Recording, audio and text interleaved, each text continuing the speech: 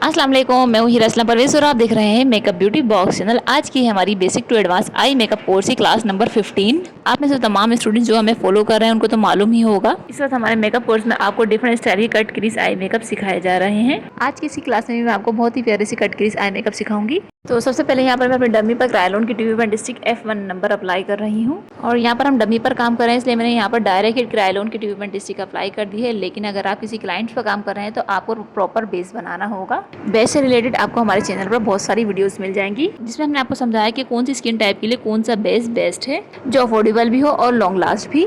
उन वीडियोस का लिंक मैं आपको डिस्क्रिप्शन बॉक्स में दे दूंगी। आज का आई मेकअप हम करेंगे काशीज की vintage queen eye shadow palette से, जो हमने रिसेंटली बाय की है। और ऐसा हरगिज़ जरूरी नहीं कि आप भी प्रैक्टिस के लिए यही वाली आई शेडो पैलेट बाय करें। आपके पास जिस भी ब्रांड की आई शेडो पैलेट है आप उससे काम कर सकते हैं। इस पैलेट में से मैं डार्क ब्राउन कलर को पिक कर रही हूँ। आपके पास जो इस बार आई शेडो पैलेट मौजूद है आप उसमें से डार्क ब्राउन कलर को पिक कर लें। और ये मैंने मैट ब्राउन कलर पिक किया है। ये जो आपको आई के एंड पर ट्राइंगल दिख रहा है यानी कि वी वाली शेप, इस डार्क ब्राउन कलर को हम इस ट्राइंगल शेप में ही अप्लाई करेंगे क्रीसिंग एरिया के अंदर रहते हुए। ये जो आपको आउटर कॉर्नर पर राउंड वाली लाइन दिख रही है इस एरिया में मैंने स्ट्रेट लाइन ड्रॉ करी आपकी आसानी के लिए। सेकंड लाइन हम लेंगे क्रीसिंग एरिया से लेते हुए जहाँ हमारी आई का एंड है, और फिर इसी लाइन को अपर रिम से होते हुए इस पहली वाली लाइन के साथ अटैच कर देंगे। साथ साथ इसको फील करेंगे। अब यहाँ पर आप देख सकते हैं किस तरह ट्राइंगल हमारा बन गया है हमारी आई के एंड पर। सेकंड ब्रश यहाँ पर मैंने लिया क्रीज ब्रश जोइवा का। इससे हम करेंगे ब्लेंडिंग। ब्लेंडिंग के लिए जो हम कलर पिक करेंगे वो इसी फैमिली का यानी कि ब्राउन की फैमिली का ही कलर हो, लेकिन लाइट में। ये वीडियो में आप देख सकते हैं यहाँ पर मैं आपको लाइट शेड दिखा रही हूँ ताकि जो भी आपके पास पैलेट में अवेलेबल है आप वो अप्लाई कर लें।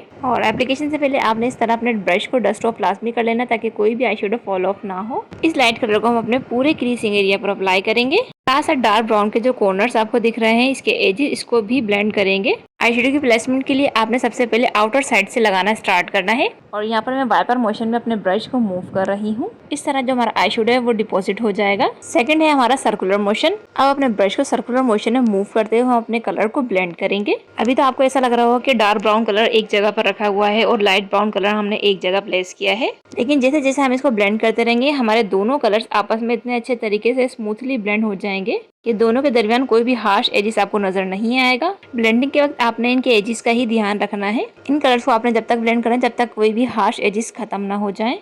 और जब तक ये ब्लेंडर है तब तक मेरी आप सबसे छोटी सी रिक्वेस्ट है कि अगर आपने अब तक हमारी इस वीडियो को लाइक नहीं किया तो जल्दी से हमारी वीडियो को लाइक लाजमी कर लें। आपकी एक लाइक से हमें एक मोटिवेशनल मिलती है ताकि हम इसी तरह की इन्फॉर्मेटिव वीडियोस आप लोगों के लिए लेकर आते रहें। और ब्लेंडिंग आप चेक कर सकते हैं कितने अच्छे तरीके से यहाँ पर हमारी ब्लेंडिंग हो रही है। थर्ड नंबर में मैंने अपने ब्रश में दो कलर्स को पिक किया है, एक वही डार्क ब्राउन कलर साथ में पर्पल कलर। अब इन दोनों कलर्स को मैं आउटर कॉर्नर पर ही अप्लाई कर रही हूँ जहाँ पर हमने डार्क ब्राउन कलर अप्लाई किया था, क्योंकि जब हम ब्लेंडिंग करते हैं तो हमारे कलर्स है ना वो लाइट हो जाते हैं। ब्राउन के साथ यहाँ पर मैंने पर्पल को भी मिक्स करके अप्लाई कर लिया है और हल्का सा यहाँ पे हमारे मेकअप में पर्पल का इफेक्ट दिख रहा है लेकिन वीडियो में नजर नहीं आ रहा।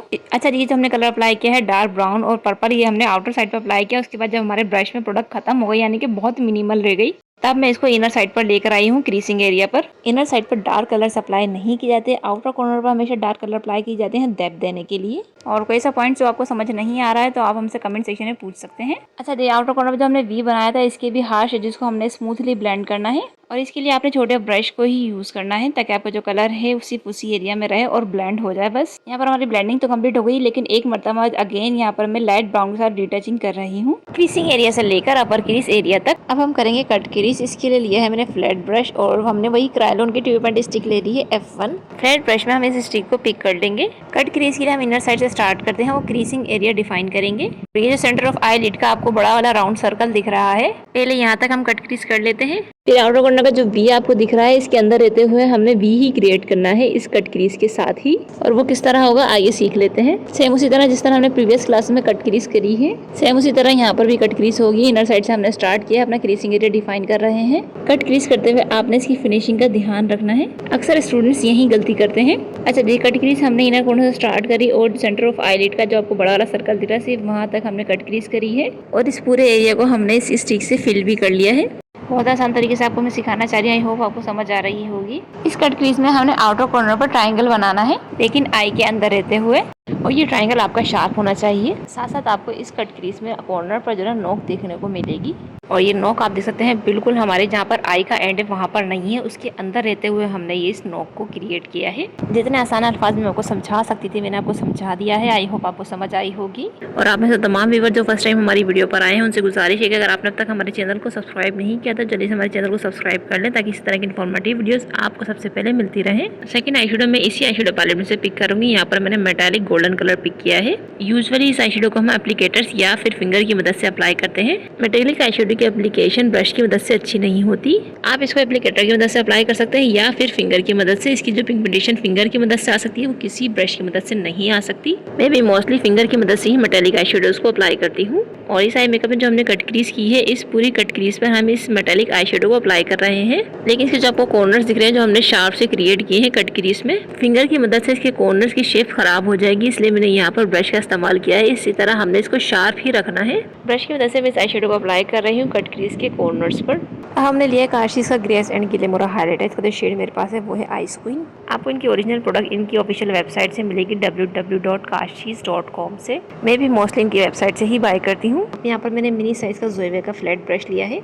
ये मैंने मखसूस हाईलाइटिंग के लिए ही रखा हुआ है। इसी तरह आपके पास मखसूस चीज़ों के लिए अलग अलग ब्रश होने चाहिए और आप इसको उसी पर्पस के लिए यूज़ करें, किसी और पर्पस में इसको यूज़ ना करें। यहाँ पर मैंने सिंपल वाटर पर ब्रश को डिप कर लिया। उसके बाद यहाँ पर मैं एक पेस्ट तैयार कर रही हूँ। आपका ये वाला पेस्ट ना ज़्यादा थिक और ना ही ज़्यादा थिन होना चाहिए। आप इस हाईलाइटर की जगह क्रिस्टीन के इंटरफेरेंस शेड यूज़ कर सकते हैं जो बहुत ही अफोर्डेबल है। इस हाईलाइटर को हम अपने आर्च के नीचे ब्रोबोन एरिया वाले हिस्से पर अप्लाई करेंगे। ये हमारा हाईलाइटिंग पार्ट है। इसको हम ब्रोबोन से लगाना स्टार्ट करेंगे और आउटर कॉर्नर की जानिब ले जाएंगे और थोड़ा मिड वाले पार्ट पर भी अप्लाई करूंगी। इनर साइड पे हम इसको अप्लाई नहीं करते। सेम हाईलाइटर जो आपको टीयर डक का राउंड शेप दिख रहा है इस एरिया पर अप्लाई करेंगे और हल्का सा जहाँ पर हमने कट क्रीज करी है इसको भी मैं थोड़ा सा कट क्रीज तरफ अंदर ले आऊंगी। इसके बाद थोड़ा सा ड्रेस को ड्राई होने दें। उसके बाद क्लीन फिंगर से आपने इसको ब्लेंड कर लेना है। इसके शार्प एजेस इजीली ब्लेंड हो जाएंगे। इसी तरह अगेन आपने क्लीन फिंगर साथ इसको टीयर डक पर भी ब्लेंड करना है और साथ साथ में सिल्वर हाइलाइटर को ब्लेंड करते हुए अपने कट क्रीज के अंदर लेकर आ रही हूँ। गोल्डन के साथ में इसको हल्का हल्का सा ब्लेंड करूंगी और ये आप देख ही सकते हैं ये सिल्वर हाइलाइटर हमारे गोल्डन के साथ कितने अच्छे तरीके से मर्ज हो गया है।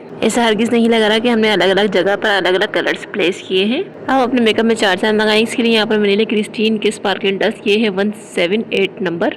ये गोल्डन कलर की स्पार्कलिंग डस्ट है मेरे पास। इसको अप्लाई करने के लिए आपको ग्लिटर ग्लू की जरूरत होगी। किसी भी ब्रांड का आप ग्लिटर ग्लू ले सकते हैं या आप इसकी जगह लेश ग्लू भी यूज कर सकते हैं, लेकिन वो किस तरह आइए सीख लेते हैं। इसके लिए आपको चाहिए एक खाली कंटेनर, किसी भी ब्रांड की ट्रांसपेरेंट लैश ग्लू। यहाँ पर मैंने ली है ग्लैमरस फेस की आइस लैश ग्लू। ये व्हाइट कलर की ट्रांसपेरेंट ग्लू होती है। इसका मैंने एक ड्रॉप यहाँ पर कंटेनर में निकाल लिया है।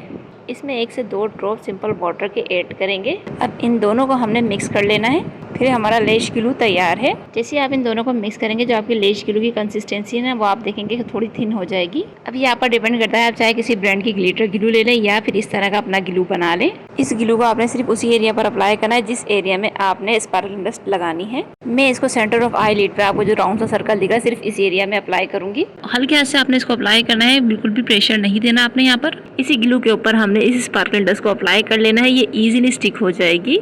ग्लू की वजह से ये लॉन्ग लास्ट हो जाएगी और फॉल ऑफ बिल्कुल नहीं होगी और आप एक लाइन आराम से फंक्शन अटेंड कर पाएंगे। अब हमने लगाना है ब्लैक आईलाइनर। यहाँ पर मैंने लिया है क्रिस्टीन का केक आईलाइनर। लाइनर के हवाले से बहुत सी लड़कियां मुझसे कमेंट सेक्शन में पूछ रही थी कि जब भी हम वाटर में अपने ब्रश को डिप करके अपने लाइनर अप्लाई करते हैं तो उसकी पिगमेंटेशन नहीं आ पाती। या तो आपने किसी लोकल ब्रांड का केक आईलाइनर लिया होगा जब भी उसकी पिगमेंटेशन नहीं आती। उसकी पिगमेंटेशन भी आपको मिल जाएगी अगर आपने ये वाला हैक ट्राई करेंगे तो। अपने ब्रश को आपने ग्लिटर ग्लू के अंदर डिप कर लेना है या फिर आप इस तरह जो हमने ग्लू बनाया इस तरह बना ले और फिर अपने बनाए हुए ग्लू के अंदर अपने ब्रश को डिप कर लें। अब उसी केक लाइनर के साथ आपने एक पेस्ट तैयार करना है। उसके बाद आप अपना लाइनर अप्लाई करें, फिर आप देखेंगे कि इसकी पिगमेंटेशन कितनी आ जाएगी। इस हैक को आपने ट्राई जरूर करना है। ट्राई करने के बाद आप अपना रिव्यू मेरे साथ कमेंट सेक्शन में जरूर शेयर कीजिएगा।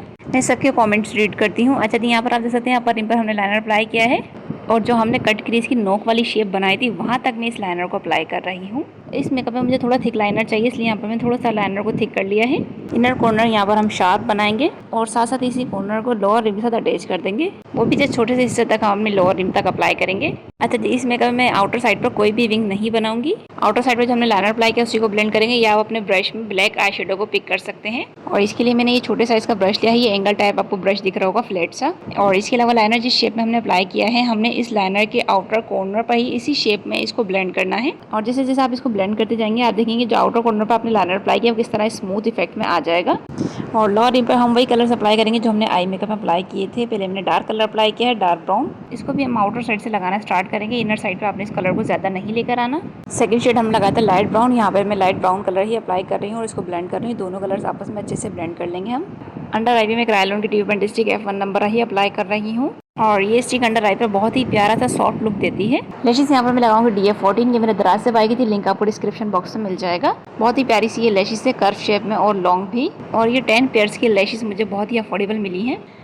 और लैशेस अप्लाई करने के लिए मैं हमेशा स्वीट टच का लैश ग्लू अप्लाई करती हूँ। एस्टी लंडन का ये बहुत ही ज़बरदस्त किस्म का लैश ग्लू है। यहाँ पर मैंने लैश पर अपना ग्लू अप्लाई कर लिया है। अप्लाई करने के बाद अपने लैश को थोड़ा सा कर्व करूँगी मैं। देन इसको अप्लाई करने के लिए आपने इसको सेंटर से होल्ड करना है, फिर अपने आई के सेंटर वाले पार्ट से आपने इसको प्लेस कर दे और आपने कोई से भी थिन साइज का ब्रश लेना है और उसी थिन ब्रश के टॉप की मदद से आपने मेक श्योर करना है कि आपकी जो लैशेस वो हर एरिया से अच्छे से स्टिक हो गई है या नहीं। स्पेशली कॉर्नर से आपने इनर कॉर्नर और आउटर कॉर्नर दोनों साइड पे आपने अपने ब्रश की मदद से हल्का हल्का सा प्रेस कर लेना, ये अच्छे से ना प्लेस हो जाएंगी। यहाँ पर होता है हमारी basic to advance eye makeup course की क्लास नंबर 15 का एंड। आज की क्लास से रिलेटेड अगर आपको कोई क्वेश्चन है तो आप हमसे कमेंट सेक्शन में पूछ सकते हैं। और इसके अलावा मेरे वो तमाम स्टूडेंट जो हमें फॉलो कर रहे हैं, आपने 30 वाइज हमारी क्लासेस की प्रैक्टिस करनी है और प्रैक्टिस करने के बाद आपने हमें काम भी चेक करवाना है। हमारी क्लास की वीडियो को आपने सामने रखना है, उसको प्ले करना है और जैसे जैसे स्टेप बताए जा रहे हैं सेम उसी स्टेप को आपने फॉलो करना है। सेम मेकअप करने की आपने कोशिश करनी है, फिर उसी मेकअप की आपने पिक्चर्स और वीडियोस जरूर लेनी है। चेकिंग के लिए आपने उसी वीडियोस और पिक्चर्स को हमारे साथ इंस्टाग्राम पर शेयर करना है,